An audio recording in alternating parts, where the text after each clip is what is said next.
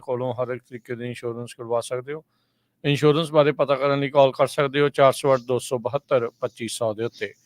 ਟਿਰਕੇਣਾ immigration ਲਾ firm US immigration ਦਾ ਹੋਵੇ ਕਿਸੇ ਵੀ ਤਰੀਕੇ ਦਾ ਕੰਮ, ਕਾਲ ਅਟਰਨੀ ਜੇ ਟਿਰਕੇਣਾ 415-909-0503। Manjeet Singh Kular, Avtar Singh Manzil Clovis, Satnam Singh Sunny Purewal Yuba City, Lakhvir Singh Samra Texas, Gurmel Singh Bakersfield, Amarjit Singh Stockton, Harnek Singh Pawla Renton Washington, H&M oil Ontario California, Harjit Singh Lathrop, Gurmel Singh Balbir Bassi Elk Grove, Karnail Singh Randhawa ਟਰਲਾ, Gurnek Singh Bagri Fresno, Dharam Singh Raminder Basra Bakersfield, Grewal travel services Yuba City, ਜਿਨ੍ਹਾਂ ਦੇ ਕੋਲੋਂ tax, payroll, visa, OCI card, passport ਦੀਆਂ ਸਰਵਿਸਿਜ਼ ਲੈ ਸਕਦੇ ਹੋ। ਕਾਲ 5307517605। ਇਹਨਾਂ ਸਾਰਿਆਂ ਦਾ ਧੰਨਵਾਦ। ਜੇ ਤੁਸੀਂ ਵੀ ਇਸ ਪ੍ਰੋਗਰਾਮ ਨੂੰ ਸਪਾਂਸਰ ਕਰਨਾ ਚਾਹੁੰਦੇ ਹੋ, ਸੰਪਰਕ ਕਰ ਸਕਦੇ ਹੋ ਨੰਬਰ 408-722-7698 ਦੇ ਉੱਤੇ। ਜੀ, ਖਬਰਾਂ ਤੋਂ ਪਹਿਲਾਂ ਪੂਰੀ ਦੁਨੀਆ ਵਿੱਚ ਵਸਦੇ ਜਿਹੜੇ ਮੁਸਲਮਾਨ ਆ ਉਹਨਾਂ ਨੂੰ ਈਦ ਉਲ ਫਿਤਰ ਦੀਆਂ ਬਹੁਤ-ਬਹੁਤ ਵਧਾਈਆਂ। ਅੱਜ ਪੂਰੀ ਦੁਨੀਆ ਦੇ ਵਿੱਚ ਜਿਹੜੇ ਮੁਸਲਮਾਨ ਆ ਉਹ ਈਦ ਉਲ ਫਿਤਰ ਨੂੰ ਮਨਾ ਰਹੇ ਆ। ਇਸ ਛੁੱਟੀ ਨੂੰ ਇਸਲਾਮਿਕ ਹੋਲੀ ਮੰਥ ਦਾ ਜਿਹੜਾ ਇਹ ਐਂਡ ਹੁੰਦਾ ਹੈਗਾ ਆ, ਤੇ ਪ੍ਰੇਅਰਸ ਦੇ ਨਾਲ, ਫੈਮਿਲੀ ਯੂਨੀਅਨਸ ਦੇ ਨਾਲ, ਮਠਿਆਈਆਂ ਦੇ ਨਾਲ ਇਹ ਮਨਾਇਆ ਜਾ ਰਿਹਾ ਹੈਗਾ। ਪਰ ਇਹ ਸਾਰੀਆਂ ਸੈਲੀਬ੍ਰੇਸ਼ਨਸ ਦੇ ਵਿੱਚ ਬਹੁਤ ਸਾਰੇ ਲੋਕ ਫਿਕਰਮੰਦ ਆ।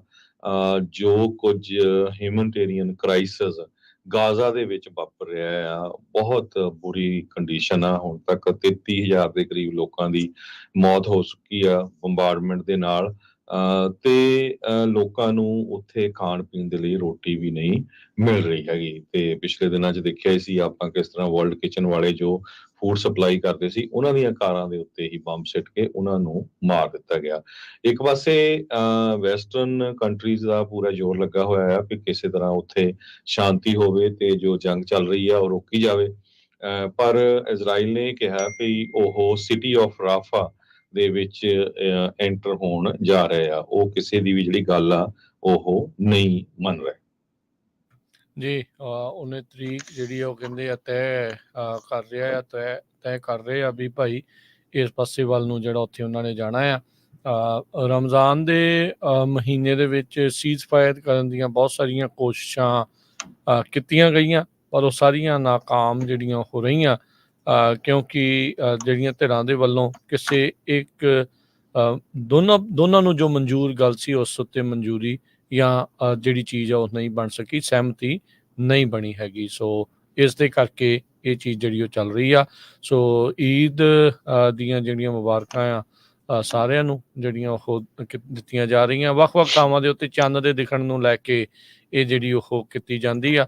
ਸੋ ਬਾਕੀ ਅੱਜ ਜਿਹੜਾ ਉਹ ਤੁਹਾਨੂੰ ਉਸ ਦੇ ਬਾਰੇ ਹੋਰ ਵੀ ਜਿਹੜੀਆਂ ਜਾਣਕਾਰੀਆਂ ਆ ਮਸੂਦ ਮਲੀ ਹੁਣੀ ਆਪਣੇ ਪ੍ਰੋਗਰਾਮ ਦੇ ਤਹਿਤ ਉਸ ਦੇ ਵਿੱਚ ਵੀ ਜਿਹੜੇ ਉਹ ਦੱਸਣਗੇ।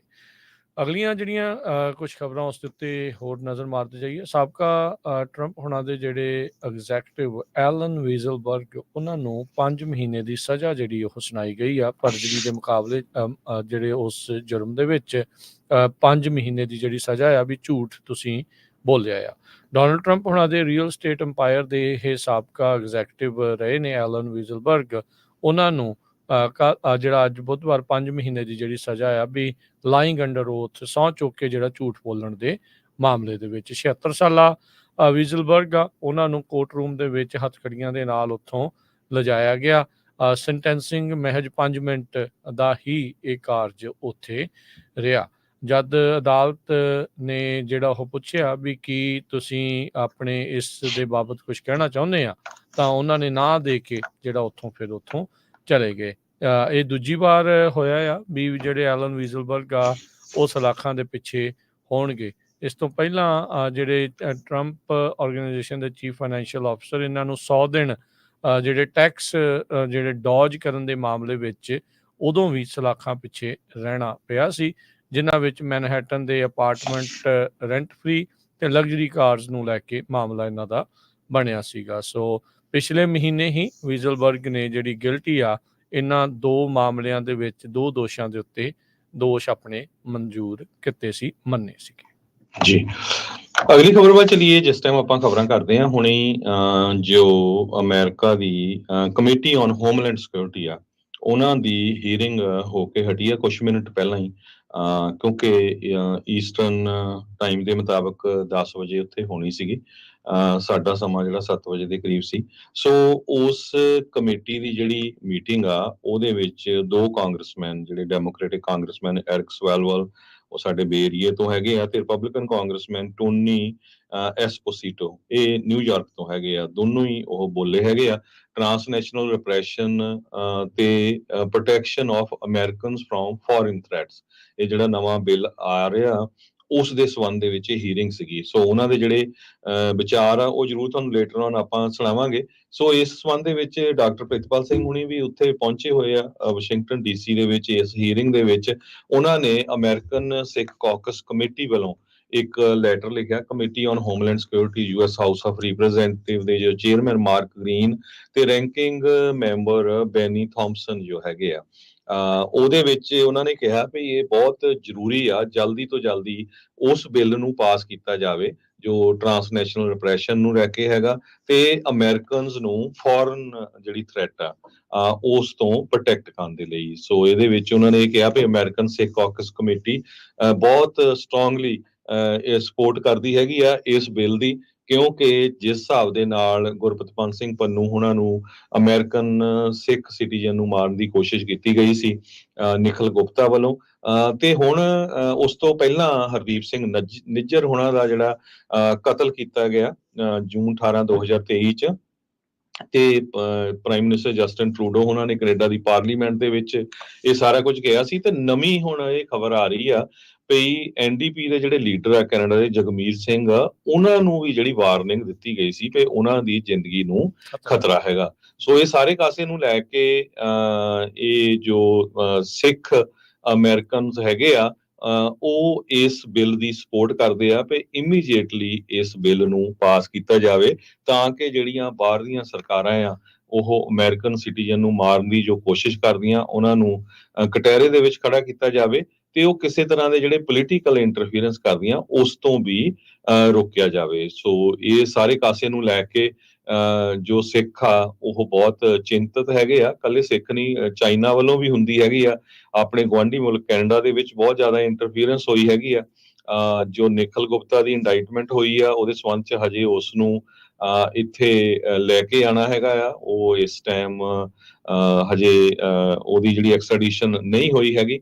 ਸੋ ਅੱਜ ਕੁਝ ਮਿੰਟ ਪਹਿਲਾਂ ਇਹ ਸਾਰੀ ਜਿਹੜੀ ਹੀਅਰਿੰਗ ਆ ਉਹ ਇਸ ਸੰਬੰਧ ਦੇ ਵਿੱਚ ਹੋਈ ਆ ਤੇ ਸਿੱਖਾਂ ਨੇ ਅਰਜੈਂਟ ਕਾਲ ਕੀਤੀ ਆ ਵੀ ਇਸ ਬਿੱਲ ਨੂੰ ਜਲਦੀ ਤੋਂ ਜਲਦੀ ਪਾਸ ਕੀਤਾ ਜਾਵੇ। ਜੀ, ਸੋ ਇਹ ਹੋਮਲੈਂਡ ਸਿਕਿਉਰਿਟੀ ਦੇ ਬਾਬਤ ਤੇ ਜਿਹੜੀ ਹੀਅਰਿੰਗ ਹੋਈ ਆ ਚੇਅਰਮੈਨ ਮਾਰਕ ਗ੍ਰੀਨ ਤੇ ਜਿਹੜੇ ਰੈਂਕਿੰਗ ਮੈਂਬਰ ਬਰਨੀ ਥਾਮਸਨ ਉਹਨਾਂ ਦੀ ਅਗਵਾਈ ਵਿੱਚ ਜਿਹੜੀ ਇਹ ਕਮੇਟੀ ਨੂੰ ਇਹਨਾਂ ਨੇ ਚਿੱਠੀ ਜਿਹੜੀ ਉਹ ਲਿਖੀ ਆ ਵੀ ਜਿਹੜੀ ਅਮਰੀਕਨ ਸਿੱਖ ਕਾਕਸ ਕਮੇਟੀ ਆ ਉਹ ਕਹਿੰਦੇ ਵੀ ਅਸੀਂ ਤੁਹਾਡੀ ਜਿਹੜੀ ਸਪੋਰਟ ਦੀ ਮੰਗ ਕਰਦੇ ਹਾਂ ਤੇ ਜਿਹੜਾ ਲੈਜਿਸਲੇਸ਼ਨ ਆ ਜਿਸ ਦੇ ਵਿੱਚ ਟ੍ਰਾਂਸਨੈਸ਼ਨਲ ਰਿਪਰੈਸ਼ਨ ਨੂੰ ਜਿਹੜਾ ਜੁਰਮ ਦੇ ਤੌਰ ਦੇ ਉੱਤੇ ਗਰਦਾਨਿਆ ਜਾਵੇ ਉਸ ਦੇ ਉੱਤੇ ਜਲਦ ਤੋਂ ਜਲਦ ਜਿਹੜੀ ਆ ਉਹ ਕਾਰਵਾਈ ਹੋਣੀ ਚਾਹੀਦੀ ਆ। ਸੋ ਨਿੱਜਰ ਹੁਣਾਂ ਦੇ ਕਤਲ ਤੋਂ ਬਾਅਦ ਦੇ ਵਿੱਚ FBI ਨੇ ਜਿਹੜਾ ਅਲਰਟ ਕੀਤਾ ਸੀਗਾ ਇੱਕ ਕ੍ਰੈਡੀਬਲ ਥ੍ਰੈਟ ਜਿਹੜੇ ਸਿੱਖ ਅਮਰੀਕਨਸ ਨੂੰ ਜੋ ਇੱਥੇ ਰਹਿ ਰਹੇ ਆ ਉਸ ਨੂੰ ਲੈ ਕੇ।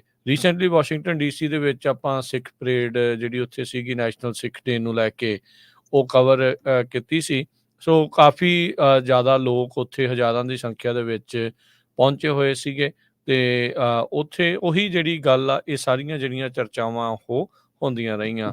ਮੇਨ ਜਿਹੜਾ ਨੈਸ਼ਨਲ ਮਾਲ ਦੇ ਨਾਲ ਇੰਡੀਪੈਂਡੈਂਸ ਐਵੀਨਿਊ ਜਾਂ ਕੌਂਸਟੀਟਿਊਸ਼ਨ ਐਵੀਨਿਊ ਆ ਉਸ ਦੇ ਉੱਤੇ ਜਿਹੜੀ ਪਰੇਡ ਹੋ ਕੇ ਕੈਪੀਟਲ ਬਿਲਡਿੰਗ ਦੇ ਬਾਹਰ ਜਿਹੜੇ ਲੌਨਸ ਆ ਉੱਥੇ ਜਿਹੜੀ ਸਮਾਪਤ ਹੋਈ ਤਾਂ ਉੱਥੇ ਫਿਰ ਕਈ ਘੰਟੇ ਜਿਹੜੀ ਉੱਥੇ ਸਟੇਜ ਵੀ ਜਿਹੜੀ ਉਹ ਚੱਲਦੀ ਰਹੀ ਜਿੱਥੋਂ ਉਹੀ ਜਿਹੜੀਆਂ ਚਰਚਾਵਾਂ ਆ ਸਿੱਖਾਂ ਦੇ ਨਾਲ ਜੋ ਹੋ ਰਿਹਾ ਧੱਕਾ ਆ ਜੋ ਉੱਥੇ ਦੀ ਸਰਕਾਰ ਕਰ ਰਹੀ ਆ ਤੇ ਨਾਲ ਦੇ ਨਾਲ ਗੁਹਾਰ ਜਿਹੜੀ ਉਹ ਲਗਾਈ ਗਈ ਆ ਅਮਰੀਕੀ ਸਰਕਾਰ ਨੂੰ। ਉਹਨਾਂ ਦੇ ਜਿਹੜੇ ਰਿਪਰੈਜ਼ੈਂਟੇਟਿਵ ਉੱਥੇ ਪਹੁੰਚੇ ਸੀ ਉਹਨਾਂ ਨੂੰ ਵੀ ਭਾਈ ਤੁਸੀਂ ਇਸ ਦੇ ਬਾਬਤ ਕੀ ਜਿਹੜਾ ਉਹ ਕਰ ਰਹੇ ਆ। ਤੇ ਅੱਜ ਜਿਹੜੀ ਮੀਟਿੰਗ ਹੋਮਲੈਂਡ ਸਿਕਿਉਰਿਟੀ ਕਮੇਟੀ ਦੀ ਜਿਹੜੀ ਇਵੈਂਟ ਹੋਈ ਆ ਉਸ ਦੇ ਵਿੱਚ ਇਹ ਜਿਹੜੀ ਚਰਚਾ ਆ ਉਹ ਦੁਬਾਰਾ ਹੋਈ ਆ ਜੋ ਕਿ ਇੱਕ ਅਹਿਮ ਕੜੀ ਆ ਇਸ ਪੂਰੇ ਮਾਮਲੇ ਦੇ ਵਿੱਚ ਜੁੜਦੀ ਆ ਵੀ ਕਿਸ ਤਰੀਕੇ ਦੇ ਨਾਲ ਭਾਰਤ ਦੇ ਦੁਆਰਾ ਜੋ ਵੀ ਚੱਲ ਰਿਹਾ ਹੈ ਬਾਹਰਲੇ ਮੁਲਕਾਂ ਦੇ ਵਿੱਚ, ਖਾਸ ਕਰਕੇ ਜੋ ਵੀ ਐਕਟਿਵਿਸਟ ਹੈਗੇ ਨੇ,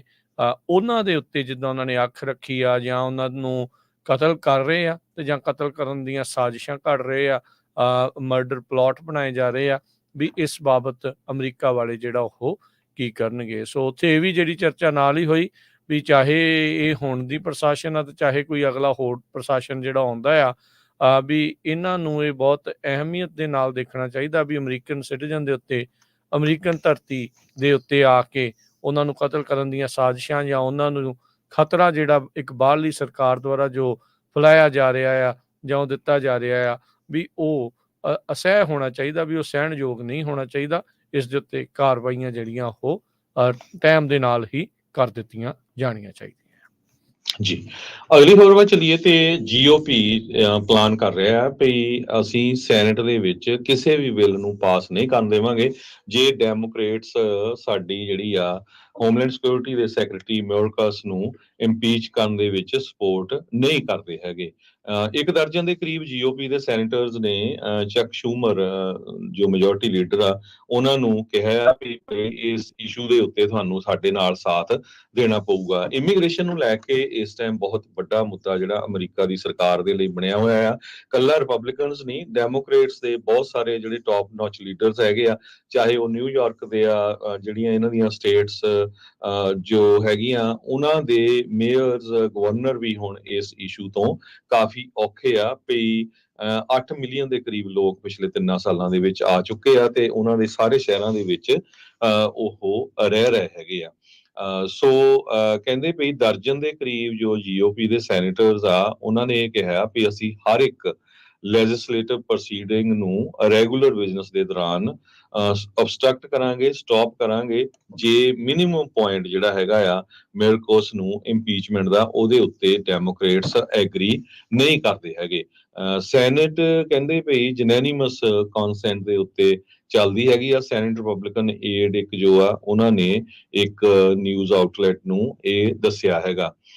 ਦੂਜੇ ਨੇ ਜੋ ਏਡ ਆ, ਹੈਲਪਰ ਹੁੰਦੇ ਆ, ਜਿੱਦਾਂ ਏਡ ਆਪਾਂ ਕਹਿ ਦਿੰਦੇ ਆ ਸੈਨੇਟ ਦੇ, ਜਿਹੜਾ ਵੀ ਰਿਪਬਲਿਕਨ ਸੈਨੇਟਰ ਹੁੰਦਾ ਹੈਗਾ, ਉਹਨਾਂ ਨੇ ਇਹ ਕਿਹਾ ਆ ਵੀ ਜੋ ਸਪੋਰਟ ਹੁਣ ਸਾਡੀ ਇਸ ਇਸ਼ੂ ਦੇ ਉੱਤੇ ਵੱਧ ਮਿਲ ਰਹੀ ਹੈਗੀ ਆ। ਤੇ ਹੁਣ ਦੇਖਦੇ ਆ ਵੀ ਜਿਹੜੇ ਹਾਊਸ ਸਪੀਕਰ ਮਾਈਕ ਜੌਨਸਨ ਆ ਉਹ ਕੀ ਡਿਸਾਈਡ ਕਰਦੇ ਹੈਗੇ। ਈਵਨ ਇਹ ਵੀ ਗੱਲ ਚੱਲ ਰਹੀ ਆ ਵੀ ਜਿਹੜੇ ਹਾਊਸ ਸਪੀਕਰ ਮਾਈਕ ਜੌਨਸਨ ਆ ਉਹਨਾਂ ਦੀ ਵੀ ਛੁੱਟੀ ਹੋ ਸਕਦੀ ਹੈਗੀ ਆ। ਸਰੋਤਿਆਂ ਨੂੰ ਯਾਦ ਹੋਊਗਾ ਇਹ ਕੁਝ ਸਮਾਂ ਹੀ ਪਹਿਲਾਂ ਹਾਊਸ ਸਪੀਕਰ ਬਣੇ ਆ, ਇਹਨਾਂ ਤੋਂ ਪਹਿਲਾਂ ਸਾਡੇ ਕੈਲੀਫੋਰਨੀਆ ਤੋਂ ਕੈਵਨ ਮਕਾਰਥੀ ਹੋਣੀ ਹਾਊਸ ਸਪੀਕਰ ਹੁੰਦੇ ਸੀਗੇ। ਤੇ ਜੇ ਕਹਿੰਦੇ ਵੀ ਸ਼ੂਮਰ ਤੇ ਹੋਰ ਡੈਮੋਕ੍ਰੇਟਸ ਇਸ ਸਪੋਰਟ ਦੇ ਵਿੱਚ ਨਹੀਂ ਆਉਂਦੇ ਤੇ ਇਹ ਸੈਨੇਟ ਦੇ ਵਿੱਚ ਕਾਫੀ ਜਿਹੜੇ ਬਿੱਲ ਇਸ ਟਾਈਮ ਪਏ ਆ ਉਹਨਾਂ ਦੇ ਉੱਤੇ ਅਸਰ ਪੈ ਸਕਦਾ ਹੈ। ਜੀ, ਸਾਬਕਾ ਰਾਸ਼ਟਰਪਤੀ ਟਰੰਪ ਨੇ ਆਪਣੇ ਉਸ ਟਾਈਮ ਦੇ ਵਾਈਸ ਪ੍ਰੈਜ਼ੀਡੈਂਟ ਨਾਲ ਜਿਹੜੇ ਰਹੇ ਮਾਈਕ ਪੈਂਸ, ਉਹਨਾਂ ਨੂੰ ਸੋਸ਼ਲ ਮੀਡੀਆ ਦੇ ਉੱਤੇ ਜਿਹੜਾ ਆਪਣਾ ਉਹਨਾਂ ਦਾ ਟਰੂਥ ਸੋਸ਼ਲ ਆ ਉਸ ਉੱਤੇ ਝਾੜ ਪਾਈ ਆ।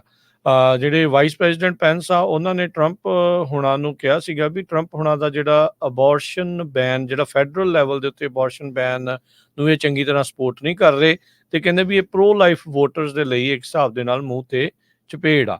ਇਸ ਤੋਂ ਬਾਅਦ ਦੇ ਵਿੱਚ ਸਾਬਕਾ ਰਾਸ਼ਟਰਪਤੀ ਟਰੰਪ ਹੁਣਾਂ ਨੇ ਆਪਣੇ ਸੋਸ਼ਲ ਮੀਡੀਆ ਦੇ ਉੱਤੇ ਲਿਖਿਆ ਵੀ ਜਿਹੜੇ ਸਾਬਕਾ ਉਪ ਰਾਸ਼ਟਰਪਤੀ ਆ ਪੈਂਸ, ਆਪਣੇ ਆਪ ਨੂੰ ਉਹਨਾਂ ਨੇ ਪਿੱਠ ਤੇ ਫਿਰ ਥਾਪੜਾ ਦਿੱਤਾ ਵੀ ਥੈਂਕ ਯੂ ਪ੍ਰੈਜ਼ੀਡੈਂਟ ਟਰੰਪ, ਵੀ ਉਹਨਾਂ ਨੂੰ ਵਾਈਸ ਪ੍ਰੈਜ਼ੀਡੈਂਟ ਬਣਾਇਆ। ਵੀ ਕਹਿੰਦੇ ਵੀ ਕਾਫੀ ਅਬੋਰਸ਼ਨ ਦੇ ਬਾਰੇ ਲੇਟਲੀ ਬੋਲ ਰਹੇ ਆ, ਪਰ ਇਹ ਉਹੀ ਨੇ ਜਿਹੜੇ ਸੋਚਦੇ ਸੀਗੇ ਵੀ ਰੋ ਵਰਸਿਸ ਵੇਡ ਨੂੰ ਕਿਲ ਨਹੀਂ ਕੀਤਾ ਜਾ ਸਕਦਾ, ਜੋ ਕਿ ਸੁਪਰੀਮ ਕੋਰਟ ਦੇ ਵਿੱਚ ਪਿਛਲੇ ਮਹੀਨਿਆਂ ਦੇ ਵਿੱਚ ਹੋਇਆ ਆ। ਤੇ ਕਹਿੰਦੇ ਵੀ ਸਾਰੇ ਲੀਗਲ ਸਕਾਲਰ ਕਹਿੰਦੇ ਮੰਨਦੇ ਆ ਵੀ ਇਹ ਮਾਮਲਾ ਸਟੇਟਸ ਦਾ ਹੋਣਾ ਚਾਹੀਦਾ ਆ, ਤੇ ਉੱਥੇ ਹੀ ਜਿਹੜਾ ਉਹ ਲੈ ਕੇ ਆਂਦਾ ਆ। ਸੋ ਫਾਰਮਰ ਪ੍ਰੈਜ਼ੀਡੈਂਟ ਹੁਣਾਂ ਨੇ ਕਿਹਾ ਆ ਵੀ ਇਹ ਆਪਾਂ ਨੋ ਅਬੋਰਸ਼ਨ ਤੋਂ ਜਿਹੜਾ ਸ਼ੁਰੂ ਕੀਤਾ ਸੀ, ਫਿਰ ਹੌਲੀ ਹੌਲੀ 6 ਵੀਕ ਤੱਕ ਤੇ 15 ਵੀਕ ਤੱਕ ਜਿਹੜਾ ਉਸ ਨੂੰ ਅਲਾਓ ਕੀਤਾ ਗਿਆ ਆ। ਕਮੈਂਟ ਜਿਹੜਾ ਵੇਰੀਅਸ ਜਿਹੜੇ ਆ ਰਹੇ ਆ, ਬਹੁਤ ਸਾਰੇ ਜਿਹੜੇ ਪ੍ਰੋ ਲਾਈਫ ਬਿਲਸ ਆ ਉਸ ਨੂੰ ਲੈ ਕੇ ਜਿਹੜਾ ਉਹ ਕੀਤਾ ਜਾ ਰਿਹਾ ਹੈਗਾ ਆ। ਸੋ ਆਪਸ ਦੇ ਵਿੱਚ ਇਹਨਾਂ ਦੀ ਖੜਕੀ ਸੀਗੀ ਉਦੋਂ ਤੋਂ ਹੀ, ਜਦੋਂ 6 ਜਨਵਰੀ ਦਾ ਮਾਮਲਾ ਬਣਿਆ ਸੀਗਾ। ਟਰੰਪ ਹੁਣੀ ਕਹਿ ਰਹੇ ਸੀ ਇਹਨਾਂ ਨੂੰ ਵੀ ਤੁਸੀਂ ਸਰਟੀਫਾਈ ਨਾ ਕਰੋ ਇਲੈਕਸ਼ਨ ਦੇ ਨਤੀਜੇ, ਤੇ ਉਸ ਤੋਂ ਬਾਅਦ ਦੇ ਵਿੱਚ ਦੇ ਡੋਂਟ ਸੀ ਆਈ ਟੂ ਆਈ, ਜਿੱਦਾਂ ਆਖ ਦਿੱਤਾ ਜਾਂਦਾ ਆ। ਤੇ ਇਹਨਾਂ ਨੇ ਆਪਣਾ ਰਨ ਵੀ ਕੀਤਾ ਸੀ ਕੈਂਪੇਨ ਮਾਈਕ ਪੈਂਸ ਹੋਣਾ ਨੇ, ਜਿਸ ਦੇ ਵਿੱਚ ਉਹ ਨਾਕਾਮਯਾਬ ਰਹੇ ਤੇ ਇਵੈਂਚੁਅਲੀ ਉਹਨਾਂ ਨੇ ਆਪਣੇ ਪੱਤੇ ਫੋਲਡ ਕਰ ਦਿੱਤੇ ਸੀਗੇ। ਤੇ ਹੁਣ ਰੀਸੈਂਟਲੀ ਆਏ ਬਿਆਨ ਦੇ ਉੱਤੇ ਟਰੰਪ ਹੋਣਾ ਦਾ ਇੱਕ ਤੱਤਾ ਜਿਹਾ ਬਿਆਨ ਉਹਨਾਂ ਉੱਤੇ ਦੁਬਾਰਾ ਆਇਆ ਹੈ। ਜੀ, ਅਬੋਰਸ਼ਨ ਦੇ ਮਾਮਲੇ 'ਚ ਪਿਛਲੇ ਦਿਨਾਂ 'ਚ ਪ੍ਰੈਜ਼ੀਡੈਂਟ ਟਰੰਪ ਉਹਨਾਂ ਨੇ ਸਟੇਟਮੈਂਟ ਦਿੱਤੀ ਸੀ ਵੀ ਇਹ ਮਸਲਾ ਜਿਹੜਾ ਸਟੇਟਸ ਦੇ ਕੋਲ ਹੋਣਾ ਚਾਹੀਦਾ ਆ। ਵੀ ਕੋਈ ਸਟੇਟ ਅਲਾਓ ਕਰਨਾ ਚਾਹੁੰਦਾ ਆ ਕਰ ਸਕਦਾ, ਨਹੀਂ ਤਾਂ ਨਹੀਂ। ਸੋ ਇਸ ਇਸ਼ੂ ਦੇ ਉੱਤੇ ਕਿਉਂਕਿ ਜਿਹੜੇ ਵਾਈਸ ਪ੍ਰੈਜ਼ੀਡੈਂਟ ਮਾਈਕ ਪੈਂਸ ਆ ਉਹ ਆਪਣੇ ਫੈਡਰਲ ਲੈਵਲ ਤੇ ਉਹ ਅਬੋਰਸ਼ਨ ਦੇ ਜੀ ਹਾਂ ਬੈਨ ਦੇ ਹੱਕ ਦੇ ਵਿੱਚ ਸੀਗੇ। ਹੱਕ 'ਚ ਆ ਤੇ ਕਿਉਂਕਿ ਉਹ ਪ੍ਰੀਸਟ ਵੀ ਰਹੇ ਹੈਗੇ ਆ ਕਾਫੀ 5 ਸਾਲ Yeah. ਤੇ ਉਹ ਕਾਫੀ ਹਾਰਡ ਕੋਰ ਰਿਪਬਲਿਕਨ ਕੰਜ਼ਰਵੇਟਿਵ ਹੈ ਇਸ ਮਾਮਲੇ 'ਚ। ਜੀ। ਜੀ, ਬਿਲਕੁਲ। ਤੇ ਅਗਲੀ ਖਬਰ ਵੱਲ ਚੱਲੀਏ। ਜੇਮਸ ਤੇ ਜੈਨੀਫਰ ਕਰੰਬਲੇ, ਸਰੋਤਿਆਂ ਨੂੰ ਯਾਦ ਹੋਊਗਾ ਕੱਲ ਵੀ ਮੈਂ ਖਬਰ ਸਾਂਝੀ ਕੀਤੀ ਸੀ। ਉਹ ਪੇਰੈਂਟਸ ਜਿਨ੍ਹਾਂ ਦੇ ਮੁੰਡੇ ਨੇ ਮਿਸ਼ੀਗਨ ਦੇ ਵਿੱਚ ਸਕੂਲ ਦੇ ਵਿੱਚ ਆਪਣੇ ਨਾਲ ਦੇ ਸਟੂਡੈਂਟਸ ਨੂੰ ਗੋਲੀਆਂ ਦੇ ਨਾਲ ਮਾਰ ਦਿੱਤਾ ਸੀ, ਆਕਸਫੋਰਡ ਮਿਸ਼ੀਗਨ ਦੇ ਵਿੱਚ। ਤੇ ਕਿਉਂਕਿ ਉਹ ਜਿਹੜਾ ਮੁੰਡਾ ਸੀ ਇਹਨਾਂ ਦਾ ਉਹ 18 ਸਾਲ ਤੋਂ ਥੱਲੇ ਸੀ ਤੇ ਘਰੋਂ ਜਿਹੜੀ ਗਨ ਆ ਉਹ ਲੋਡਡ ਲੈ ਕੇ ਚਲਾ ਗਿਆ ਸੀ। ਸੋ ਪੇਰੈਂਟਸ ਦੇ ਉੱਤੇ ਜਿਹੜਾ ਕੇਸ ਚੱਲ ਰਿਹਾ ਤੇ ਹਾਲਾਂਕਿ ਇਹ ਉਸ ਟਾਈਮ ਤੋਂ ਜੇਲ੍ਹ ਦੇ ਵਿੱਚ ਹੈਗੇ ਆ। ਤੇ ਉਹਨਾਂ ਨੂੰ ਹੁਣ ਕਹਿੰਦੇ ਭਈ 10 ਤੋਂ 15 ਸਾਲਾਂ ਦੀ ਜਿਹੜੀ ਸਜ਼ਾ ਆ ਉਹ ਦਿੱਤੀ ਗਈ ਹੈਗੀ ਆ। ਇਹ ਸੁਣਾਈ ਜਾਣੀ ਆ ਅੱਜ। ਤੇ ਜੇਮਸ ਤੇ ਜੈਨੀਫਰ 15 ਸਾਲਾਂ ਤੱਕ ਅੰਦਰ ਰਹਿ ਸਕਦੇ ਹੈਗੇ ਆ। ਕੱਲ ਜੋ ਬੱਚੇ ਜਿਹੜੇ ਮਾਰੇ ਗਏ ਸੀ ਉਹਨਾਂ ਦੇ ਪੇਰੈਂਟਸ ਨੇ ਕਾਫੀ ਇਮੋਸ਼ਨਲ ਜਿਹੜੇ ਆਪਣਾ ਬਿਆਨ ਆ ਉਹ ਕੋਰਟ ਦੇ ਵਿੱਚ ਦਰਜ ਕਰਾਏ ਵੀ ਕਿਸ ਤਰ੍ਹਾਂ ਸਾਡੇ ਯੰਗ ਨਿਆਣੇ ਸੀ, ਉਹਨਾਂ ਨੇ ਲਾਈਫ ਵਿੱਚ ਕੀ ਕੁਝ ਕਰਨਾ ਸੀ। ਵੀ ਇਹਨਾਂ ਪੇਰੈਂਟਸ ਦੀ ਗਲਤੀ ਕਰਕੇ ਇਹਨਾਂ ਦੇ ਮੁੰਡੇ ਨੇ ਉਹ ਗੋਲੀ ਚਲਾਤੀ ਤੇ ਜਿਹਦੇ ਨਾਲ ਜਿਹੜੇ ਸਾਡੇ ਜਿਹੜੇ ਬੱਚੇ ਆ ਸਾਡੇ ਤੋਂ ਸਦਾ ਲਈ ਖੋਹ ਲੈ ਗਏ ਹੈਗੇ ਆ। ਸੋ ਅੱਜ ਉਹਨਾਂ ਦੀ ਜਿਹੜੀ ਸੈਂਟੈਂਸ ਆ ਉਹ ਕੋਰਟ ਦੇ ਵਿੱਚ ਸੁਣਾਈ ਜਾਣੀ ਹੈਗੀ ਆ। ਬਿਲਕੁਲ। ਇਨਫੈਕਟ ਜਿਹੜੀ ਹਰਜੋਤ ਸਿੰਘ ਜੀ, ਇਹ ਅਮਰੀਕਾ ਦੇ ਵਿੱਚ ਹੁਣ ਇੱਕ ਨਵੇਂ ਤਰ੍ਹਾਂ ਦੀ ਕਹਿ ਸਕਦੇ ਲਹਿਰ ਆ। ਕੁਝ ਦਿਨ ਪਹਿਲਾਂ ਵੀ ਇਸ ਦੇ ਉੱਤੇ ਚਰਚਾ ਮੈਂ ਕੀਤੀ ਸੀ, ਦੱਸ ਰਿਹਾ ਸੀਗਾ ਵੀ ਅਮਰੀਕਾ ਦੇ ਵਿੱਚ ਗਨ ਕੰਟਰੋਲ ਨੂੰ ਲੈ ਕੇ ਤਾਂ ਆਪਾਂ ਨੂੰ ਪਤਾ ਹੀ ਆ ਵੀ ਕਿੱਦਾਂ ਦੋ ਫਾੜ ਆ ਅਮਰੀਕਾ। ਇੱਕ ਪਾਸੇ NRA ਆ ਜਾਂ ਗਨ ਰੱਖਣ ਵਾਲੀ ਜਿਹੜੀ ਗੱਲ ਆ ਵੀ ਸਾਡਾ ਸੈਕਿੰਡ ਅਮੈਂਡਮੈਂਟ ਹੱਕ ਆ, ਦੂਜੇ ਪਾਸੇ ਕੁਛ ਇਹ ਲੋਕ ਆ ਵੀ ਨਹੀਂ ਇਹਦੀ ਕੋਈ ਜ਼ਰੂਰਤ ਨਹੀਂ ਆ, ਜਾਂ ਵਿੱਚ ਕੁਛ ਇਹ ਵੀ ਆ ਜਾਂਦੇ ਆ ਵੀ ਨਹੀਂ ਕੁਛ ਕੁ ਹੋਣੀਆਂ ਚਾਹੀਦੀਆਂ, ਕੁਛ ਕੁ ਜਿਹੜੀਆਂ ਨਹੀਂ ਹੋਣੀਆਂ ਚਾਹੀਦੀਆਂ। ਪਰ ਸਕੂਲ ਸ਼ੂਟਿੰਗਸ ਨਾ ਰੁਕਣ ਦੇ ਮਾਮਲੇ ਵਿੱਚ ਹੁਣ ਨਿਆਣਿਆਂ ਦੇ ਮਾਪਿਆਂ ਨੂੰ ਜ਼ਿੰਮੇਵਾਰ ਠਹਿਰਾਇਆ ਜਾ ਰਿਹਾ ਆ, ਦੋਸ਼ੀ ਜਿਹੜਾ ਉਹ ਪਾਇਆ ਜਾ ਰਿਹਾ। 4-5 ਕੇਸ ਇਦਾਂ ਦੇ ਆਲਰੇਡੀ ਅਮਰੀਕਾ ਦੇ ਵਿੱਚ ਹੋ ਚੁੱਕੇ ਆ। ਉਸੇ ਹੀ ਜਿਹੜੀ ਲੜੀ ਦੇ ਵਿੱਚ ਜੇਮਸ ਤੇ ਜੈਨੀਫਰ ਕਰੰਬਲੀ ਆ, ਆਕਸਫੋਰਡ ਹਾਈ ਸਕੂਲ ਸ਼ੂਟਰ ਦੇ ਜਿਹੜੇ ਪੇਰੈਂਟਸ ਆ ਉਹਨਾਂ ਨੂੰ ਸਜ਼ਾ ਜਿਹੜੀ ਆ ਉਹ ਸੁਣਾਈ ਜਾ ਰਹੀ ਆ। 10 ਤੋਂ 15 ਸਾਲ ਜੇਲ੍ਹ ਦੇ ਵਿੱਚ ਕਹਿੰਦੇ ਆ ਵੀ ਇਹ ਕੱਟਣਗੇ। ਓਕਲੈਂਡ ਕਾਉਂਟੀ ਜੱਜ ਜਿਹੜੇ ਚੈਰਲ ਮੈਥਿਊਜ਼ ਆ, ਇਹ ਸਜ਼ਾ ਸੁਣਾਉਂਦੇ ਹੋਏ ਉਹਨਾਂ ਨੇ ਕਿਹਾ ਵੀ ਮੈਂ ਉਮੀਦ ਇਹੀ ਕਰਦੇ ਆ ਵੀ ਆਉਣ ਵਾਲੇ ਸਮੇਂ ਦੇ ਵਿੱਚ ਅਜਿਹੇ ਜਿਹੜੇ ਫੈਸਲੇ ਆ, ਅਜਿਹੀ ਸੁਣਾਈ ਗਈ ਸਜ਼ਾ ਆ, ਫਿਊਚਰ ਸਕੂਲ ਸ਼ੂਟਿੰਗਸ ਦਾ ਭਵਿੱਖ ਦੇ ਵਿੱਚ ਜੇ ਸਕੂਲ ਦੇ ਵਿੱਚ ਕੋਈ ਵਾਰਦਾਤ ਇੱਦਾਂ ਦੀ ਹੁੰਦੀ ਆ ਉਸ ਨੂੰ ਪ੍ਰੀਵੈਂਟ ਜਿਹੜਾ ਉਹ ਕਰੇਗਾ। ਸੋ ਜਿਹੜੇ ਜੱਜ ਚੈਰਲ ਮੈਥਿਊਜ਼ ਆ ਉਹਨਾਂ ਨੇ ਐਡਰੈਸ ਕੀਤਾ ਵਿਕਟਮਸ ਨੂੰ ਤੇ ਉਹਨਾਂ ਦੇ ਪਰਿਵਾਰ ਨੂੰ। ਉਹਨਾਂ ਨੇ ਕਿਹਾ ਵੀ ਨਾ ਤਾਂ ਮੈਂ ਇਹ ਕਹਿ ਰਿਹਾ ਆ ਤੇ ਨਾ ਹੀ ਮੈਂ ਇਹ ਪ੍ਰਟੈਂਡ ਕਰ ਰਿਹਾ ਵੀ ਮੈਂ ਤੁਹਾਡੇ ਪਰਿਵਾਰਾਂ ਦੀ ਉਹਨਾਂ ਦੀ ਪੀੜ ਨੂੰ ਮੈਂ ਸਮਝ ਸਕਦਾ ਆ ਜੋ ਤੁਸੀਂ ਇਸ ਟਾਈਮ ਐਕਸਪੀਰੀਅੰਸ ਕਰ ਰਹੇ ਆ। ਪਰ ਤੁਸੀਂ ਟਰਾਇਲ ਦੇ ਵਿੱਚ ਨਾਲ ਹੀ ਜਿਹੜਾ ਉਹ ਮੈਂ ਬੈਠਾ ਆ, ਮੈਂ ਸੁਣਿਆ ਆ, ਮੈਂ ਦੇਖਿਆ ਆ ਤੇ ਮੈਂ ਆਪਣੇ ਵੱਲੋਂ ਸ਼ਰਧਾਂਜਲੀ ਤੇ ਜਿਹੜੀ ਕੰਡੋਲੈਂਸਿਸ, ਜਿਹੜੀ ਸਿੰਸੀਅਰ ਕੰਡੋਲੈਂਸਿਸ ਉਹ ਜਿਹੜੀ ਉਹ ਪੇਸ਼ ਜਿਹੜੀ ਉਹ ਕਰ ਸਕਦਾ ਆ। ਸੋ ਉਹਨਾਂ ਨੇ ਕਿਹਾ ਵੀ ਕੋਰਟ ਸਿਸਟਮ ਦਾ ਰੋਲ ਇਹੀ ਆ ਵੀ ਅਸੀਂ ਜੇਮਸ ਤੇ ਜੈਨੀਫਰ ਕਰੰਬਲੀ ਨੂੰ ਇੱਕ ਐਗਜ਼ਾਮਪਲ ਬਣਾਇਆ ਜਾਵੇ ਤੇ ਇੱਕ ਹਿਸਾਬ ਦੇ ਨਾਲ ਡਿਟਰੈਂਟ ਹੋਵੇ ਆਉਣ ਵਾਲੀਆਂ ਭਵਿੱਖ ਦੇ ਵਿੱਚ ਜੇ ਕੋਈ ਇਦਾਂ ਦਾ ਸੋਚ ਰਿਹਾ ਆ ਵੀ ਕਿਸ ਤਰੀਕੇ ਦੇ ਨਾਲ। ਪੇਰੈਂਟਸ ਸਾਈਕਿਕ ਤਾਂ ਕਹਿੰਦੇ ਨਹੀਂ ਹੋ ਸਕਦੇ, ਉਹ ਤਾਂ ਇਹ ਨਹੀਂ ਜਾਣਦੇ ਵੀ ਨਿਆਣੇ ਨੇ ਆਉਣ ਵਾਲੇ ਸਮੇਂ 'ਚ ਕੀ ਜਿਹੜਾ ਉਹ ਕਰਨਾ ਆ। ਪਰ ਕਹਿੰਦੇ ਵੀ ਪੂਅਰ ਪੇਰੈਂਟਿੰਗ ਦੇ ਲਈ ਤੇ ਜਾਂ ਜਿਹੜੇ ਸਹੀ ਢੰਗ ਦੇ ਨਾਲ ਉਹ ਆਪਣੇ ਨਿਆਣਿਆਂ ਨੂੰ ਨਹੀਂ ਸਮਝਦੇ ਜਾਂ ਨਹੀਂ ਦਿਖਾਉਂਦੇ ਜਾਂ ਆਪਣੇ ਅਸਲੇ ਨੂੰ ਇਦਾਂ ਹੀ ਖੁੱਲਿਆਂ ਛੱਡਿਆ ਹੁੰਦਾ ਆ, ਤਾਂ ਉਹਨਾਂ ਦੇ ਲਈ ਇਹ ਇੱਕ ਜ਼ਰੂਰ ਮਿਸਾਲੀ ਜਿਹੜੀ ਸਜ਼ਾ ਆ ਉਹ ਹੋ ਜਾਏਗੀ। ਸੋ ਦੇਖੋ ਇਸ ਫੈਸਲਾ ਆਉਣ ਦੇ ਨਾਲ ਆਉਂਦੇ ਸਮੇਂ ਦੇ ਵਿੱਚ ਕੀ ਅਸਰ ਜਿਹੜਾ ਉਹ ਪੈਂਦਾ ਆ। ਮਾਪਿਆਂ ਦੇ ਉੱਤੇ ਜ਼ਰੂਰ ਹੁਣ ਜ਼ਿੰਮੇਵਾਰੀ ਜਿਹੜੀ ਉਹ ਹੋਰ ਭਾਰੀ ਜਿਹੜੀ ਉਹ ਪਊਗੀ ਵੀ ਜੇ ਤੁਹਾਡਾ ਨਿਆਣਾ ਵੀ ਕੋਈ ਇੱਦਾਂ ਦੀ ਕਰਤੂਤ ਕਰਦਾ ਹੈ, ਕੋਈ ਇਦਾਂ ਦੇ ਕਾਂਡ ਨੂੰ ਅੰਜਾਮ ਦਿੰਦਾ ਆ, ਤਾਂ ਅਦਾਲਤ ਦੇ ਜ਼ਰੀਏ ਜਾਂ ਕਾਨੂੰਨ ਤੁਹਾਡੇ ਪਿੱਛੇ ਵੀ ਆ ਸਕਦਾ ਆ। ਆਪਾਂ ਬ੍ਰੇਕ ਲੈਂਦੇ ਆ। ਬ੍ਰੇਕ ਤੋਂ ਬਾਅਦ ਅਮਰੀਕਨ ਜੋ ਅਮੀਰ ਹੈਗੇ ਆ ਹੋਰ ਕੰਟਰੀਆਂ ਦੇ ਪਾਸਪੋਰਟ ਲੈ ਰਹੇ ਆ ਇਨਸਟੇਬਿਲਿਟੀ ਕਰਕੇ, ਤੇ ਅਮਰੀਕਾ ਦੇ ਵਿੱਚ ਬਾਹਰਲੇ ਮੁਲਕਾਂ ਤੋਂ ਅਮਰੀਕਾ 'ਚ ਰਹਿਣ ਵਾਲੇ ਜਿਹੜੇ ਲੋਕ ਆ ਉਹ ਸਿਰਫ 4 ਸਟੇਟਾਂ 'ਚ ਰਹਿੰਦੇ ਆ ਤੇ 50% ਤੋਂ ਵੱਧ ਉਹ ਨੈਚੁਰਲਾਈਜ਼ ਸਿਟੀਜ਼ਨ।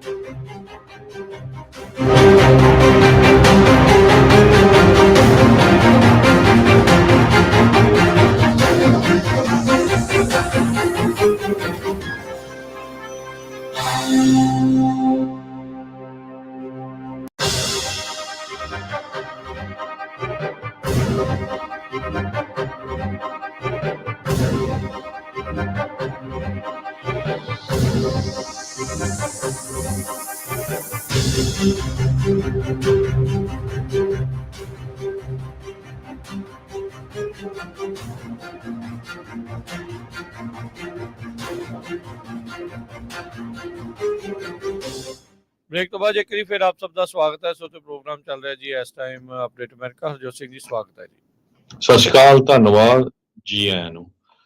ਅਗਲੀਆਂ ਖਬਰਾਂ ਵੱਲ ਚੱਲੀਏ। ਕਹਿੰਦੇ ਭਈ ਅਮਰੀਕਾ ਦੇ ਵਿੱਚ ਜਿਹੜੇ ਰਿਚ ਹੈਗੇ ਆ ਲੋਕ, ਉਹ ਸੈਕੰਡ ਪਾਸਪੋਰਟ ਦੀ ਜਿਹੜੀ ਕੋਸ਼ਿਸ਼ ਆ ਉਹ ਕਰ ਰਹੇ ਵੀ ਹੋਰ ਕਿਸੇ ਮੁਲਕ ਦੀ ਜਿਹੜੀ ਸਿਟੀਜ਼ਨ ਆ ਉਹ ਲੈ ਲਈ ਜਾਵੇ।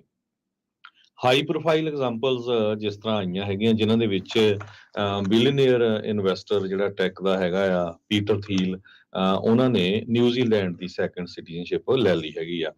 ਗੂਗਲ ਦਾ ਸਾਬਕਾ CEO ਐਰਿਕ ਸ਼ਮਿਡ, ਉਸਨੇ ਸਾਈਪਰਸ ਦੀ ਜਿਹੜੀ ਸਿਟੀਜ਼ਨਸ਼ਿਪ ਲੈ ਲਈ ਆ। ਬਹੁਤ ਸਾਰੇ ਜਿਹੜੇ ਟੌਪ ਡੈਸਟੀਨੇਸ਼ਨਸ ਹੈਗੇ ਆ ਸਪਲੀਮੈਂਟ ਪਾਸਪੋਰਟ ਦੇ ਲਈ ਅਮਰੀਕਨਸ ਦੇ ਲਈ, ਉਹ ਪੁਰਤਗਾਲ ਆ, ਮਾਲਟਾ, ਗ੍ਰੀਸ, ਇਟਲੀ।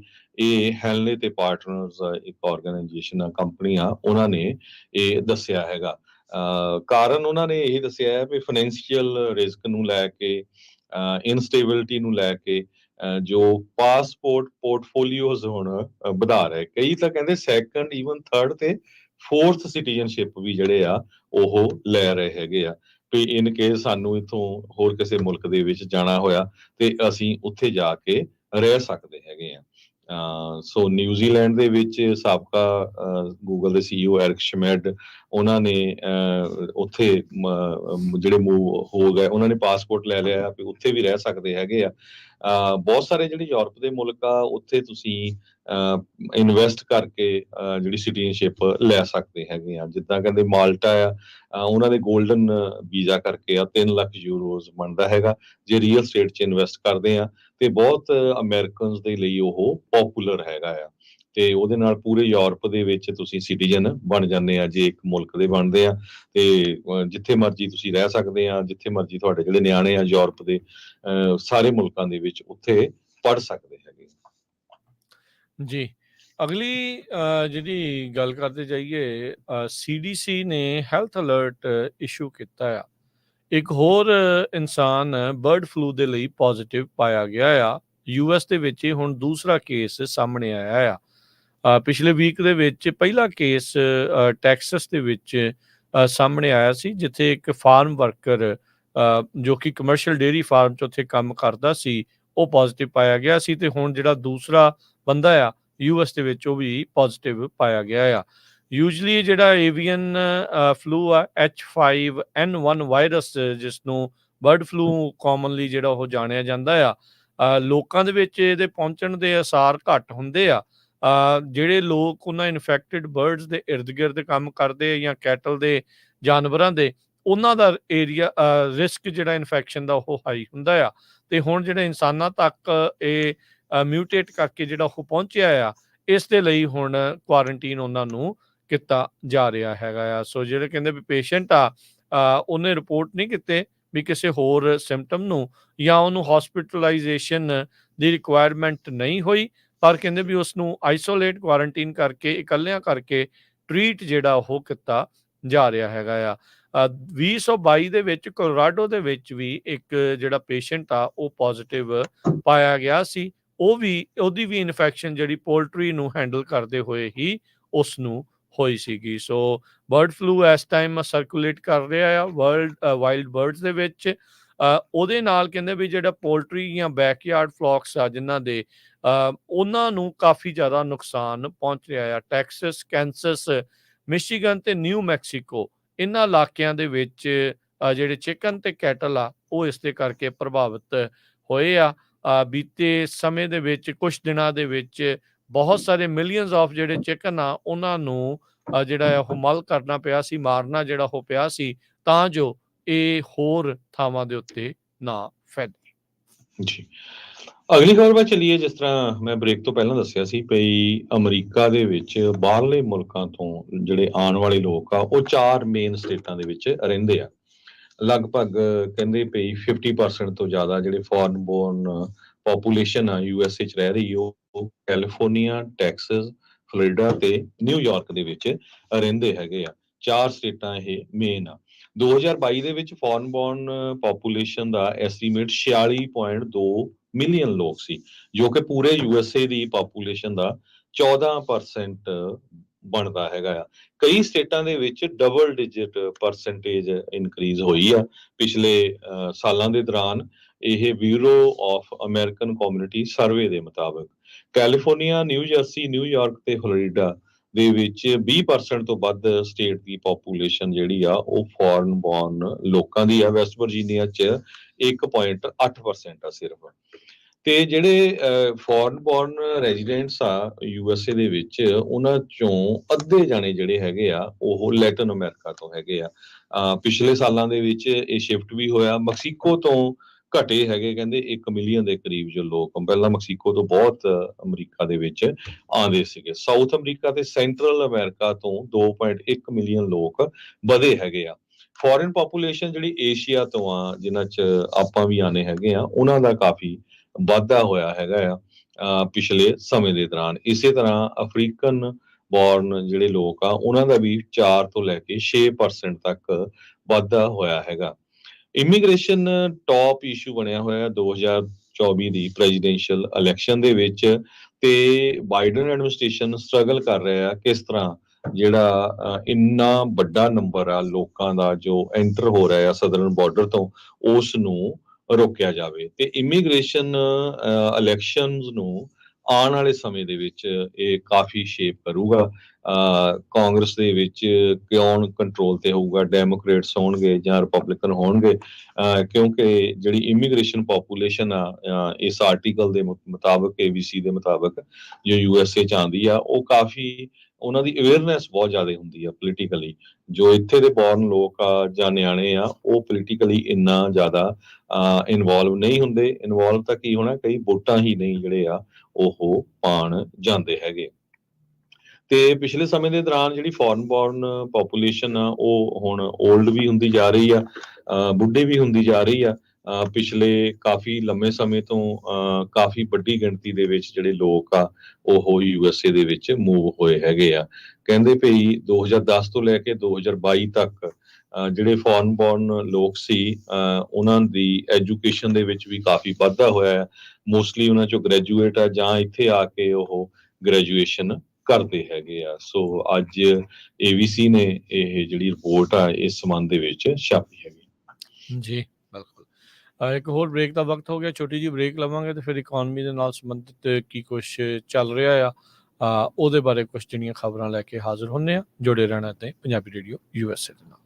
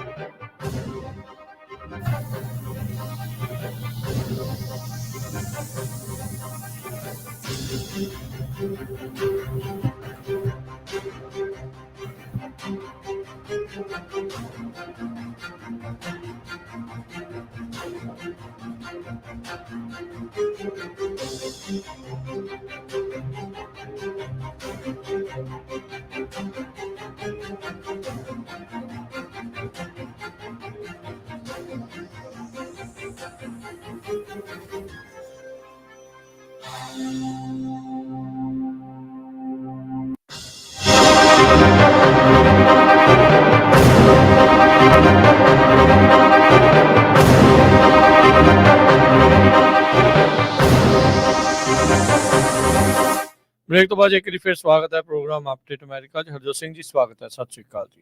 ਸਤਿ ਸ਼੍ਰੀ ਅਕਾਲ, ਧੰਨਵਾਦ ਜੀ ਆਇਆਂ ਨੂੰ।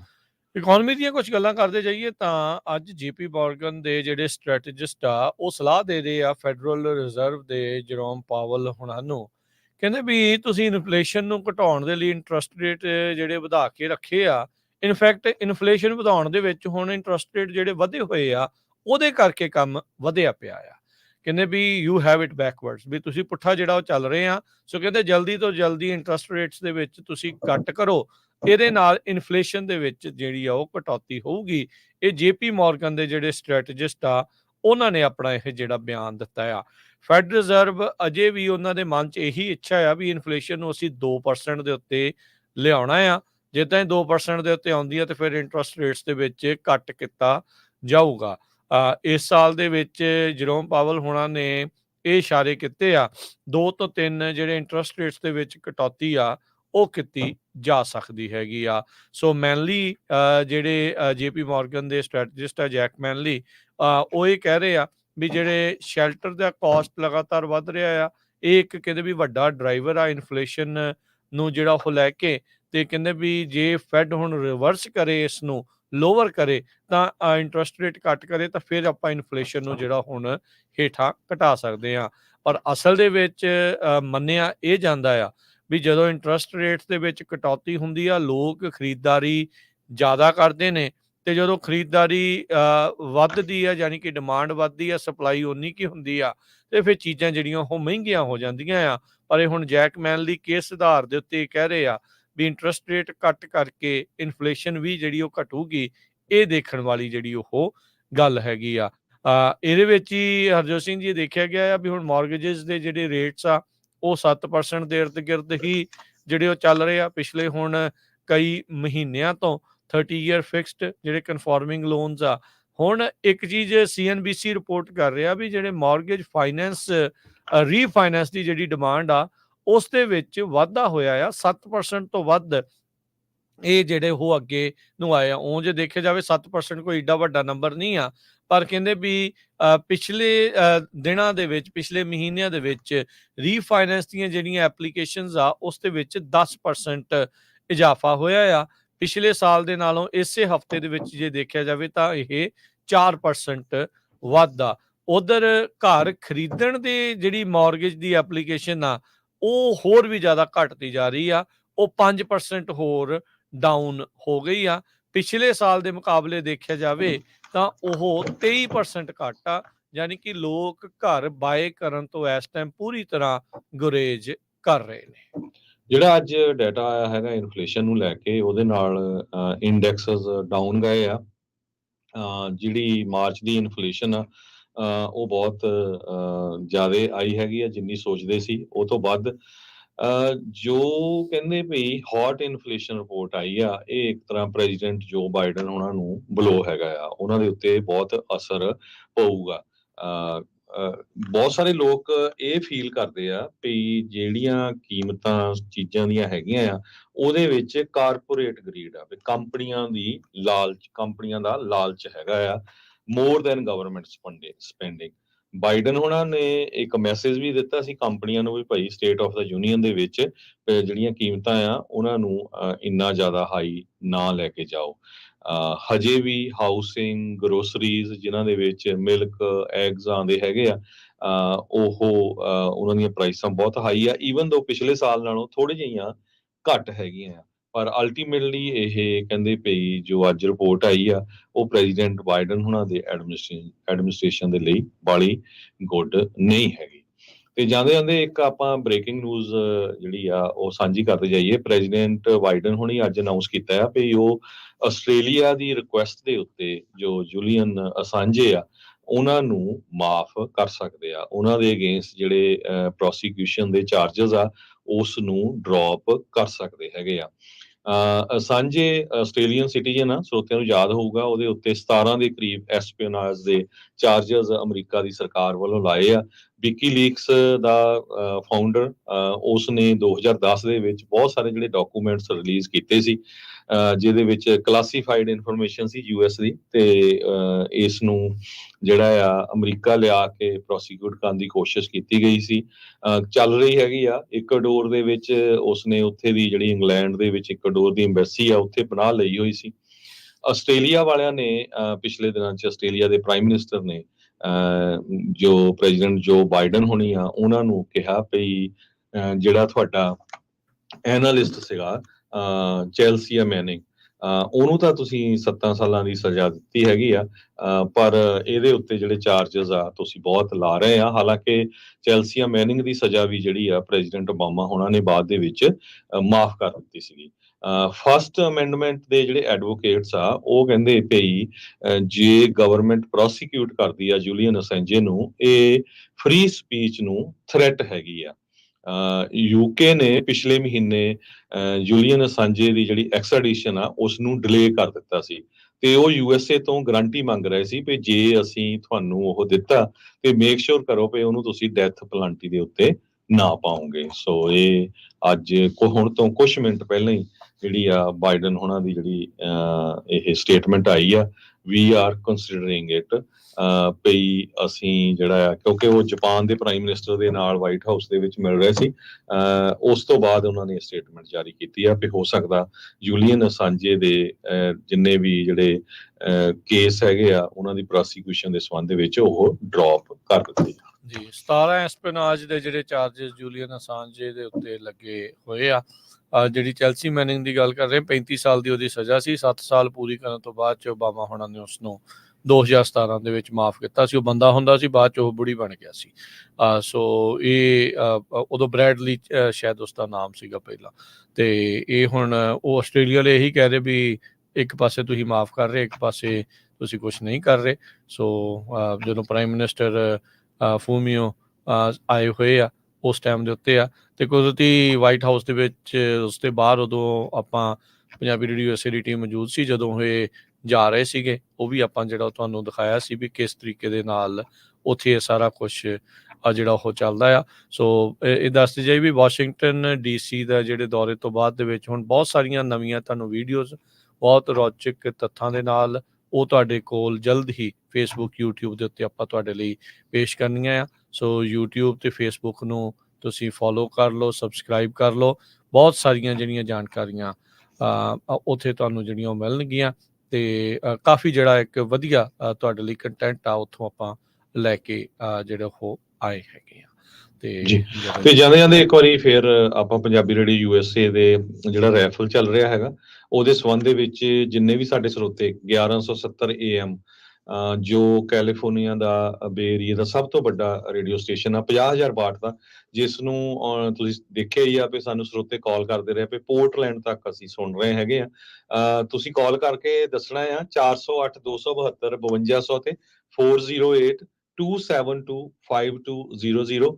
ਤੁਸੀਂ ਕਿਹੜੇ ਸ਼ਹਿਰ ਦੇ ਵਿੱਚ ਇਸ ਨੂੰ ਸੁਣ ਰਹੇ ਹੋ, ਸਿਰਫ ਆਪਣਾ ਨਾਮ ਤੇ ਸ਼ਹਿਰ ਦੱਸਣਾ ਹੈ, ਤੇ ਫਿਰ ਰੈਫਲ ਕੱਢਣਾ ਕੱਲ ਨੂੰ ਵੀਰਵਾਰ ਨੂੰ। ਪਿਛਲੇ ਹਫਤੇ ਵੀ ਕੱਢਿਆ ਸੀ, ਉਹਦੇ ਵਿੱਚ ਕਈ ਇਨਾਮ ਕੱਢੇ ਜਾਣਗੇ, ਤੇ ਉਸ ਤੋਂ ਬਾਅਦ ਬਾਕੀ ਸਟੇਸ਼ਨ ਜਿਹੜੇ ਵੱਖ-ਵੱਖ ਸ਼ਹਿਰਾਂ 'ਚ ਆ ਉਹਨਾਂ ਦਾ ਵੀ ਇਸੇ ਤਰ੍ਹਾਂ ਕਰਾਂਗੇ, ਤੇ ਇੱਕ ਗ੍ਰੈਂਡ ਪ੍ਰਾਈਜ਼ ਫਿਰ ਕੱਢਿਆ ਜਾਊਗਾ। ਸੋ ਹੁਣ ਤੁਸੀਂ ਕਾਲ ਕਰ ਸਕਦੇ ਹੋ 408 272 ਤੇ 5200 ਤੇ ਦੱਸ ਸਕਦੇ ਹੋ 1170 ਨੂੰ ਕਾਰਾਂ ਦੇ ਵਿੱਚ ਜਾਂ ਘਰ ਦੇ ਵਿੱਚ ਤੁਸੀਂ ਕਿਹੜੇ ਸ਼ਹਿਰ ਦੇ ਵਿੱਚ ਸੁਣ ਰਹੇ ਹੋ। ਜੀ 1170 AM ਦੇ ਉੱਤੇ ਟਿਊਨ ਕਰਕੇ, ਐਪ ਤੇ ਨਹੀਂ ਪੁੱਛ ਰਹੇ ਜਾਂ ਵੈਬਸਾਈਟ ਤੇ ਨਹੀਂ ਪੁੱਛ ਰਹੇ ਜਾਂ ਦੂਜੇ ਸਟੇਸ਼ਨ ਦਾ ਨਹੀਂ ਪੁੱਛ ਰਹੇ, 1170 AM ਨੂੰ ਤੁਸੀਂ ਕਿੱਥੇ ਆਈਦਰ ਰੇਡੀਓ ਸੈੱਟ ਦੇ ਉੱਤੇ ਤੇ ਜਾਂ ਫਿਰ ਜਿਹੜਾ ਗੱਡੀ ਦੇ ਵਿੱਚ ਟਰੱਕ ਦੇ ਵਿੱਚ ਜਿਹੜਾ ਡਾਇਲ ਹੁੰਦਾ ਆ ਉਹਦੇ ਤੇ ਤੁਸੀਂ ਕਿੱਥੇ ਸੁਣ ਰਹੇ ਆ ਉਹ ਜਿਹੜਾ ਤੁਸੀਂ ਜ਼ਰੂਰ ਦੱਸਿਓ ਜੀ। ਸੋ ਚਾਹੇ ਉਹ ਤੁਸੀਂ ਲੋਕਲ ਆ ਚਾਹੇ ਕਿਤੇ ਦੂਰ ਆ, ਸੋ ਜ਼ਰੂਰ ਵੱਧ ਤੋਂ ਵੱਧ ਜਿਹੜੀਆਂ ਕਾਲ ਕਰਕੇ ਆਪਣਾ ਨਾਮ ਜਿਹੜਾ ਉਹ ਤੁਸੀਂ ਲਿਖਵਾਓ ਤਾਂ ਜੋ ਜਿਹੜਾ ਤੁਸੀਂ ਇਸ ਰੈਫਲ ਦੇ ਵਿੱਚ ਆਪਣਾ ਨਾਮ ਐਡ ਕਰਵਾਓ। ਕੱਲ ਤੱਕ ਜਿਹੜਾ ਤੁਹਾਡੇ ਕੋਲ ਕੱਲ ਨੂੰ ਸਵੇਰੇ ਜਿਹੜਾ ਆ ਉਹ ਉਹੀ ਸਵੇਰੇ 10 ਤੋਂ 11:30 ਵਜੇ ਵਾਲੇ ਪ੍ਰੋਗਰਾਮ ਦੇ ਵਿੱਚ ਮਸੂਦ ਮੱਲੀ ਹੁਣਾਂ ਦੇ ਪ੍ਰੋਗਰਾਮ ਦੇ ਵਿੱਚ ਉਸ ਦੇ ਵਿੱਚ ਜਿਹੜਾ ਇਨਾਮ ਆ ਉਹ ਕੱਢੇ ਜਾਣੇ ਆ। ਸੋ ਜ਼ਰੂਰ ਟਿਊਨ ਇਨ ਕਰੀ ਰੱਖਿਓ। ਤੇ ਹੁਣ ਲੈਂਦੇ ਆ ਜੀ ਇਜਾਜ਼ਤ। ਸਭ ਨੂੰ ਪਿਆਰ ਭਰੀ ਸਤਿ ਸ਼੍ਰੀ ਅਕਾਲ। ਸਤਿ ਸ਼੍ਰੀ ਅਕਾਲ।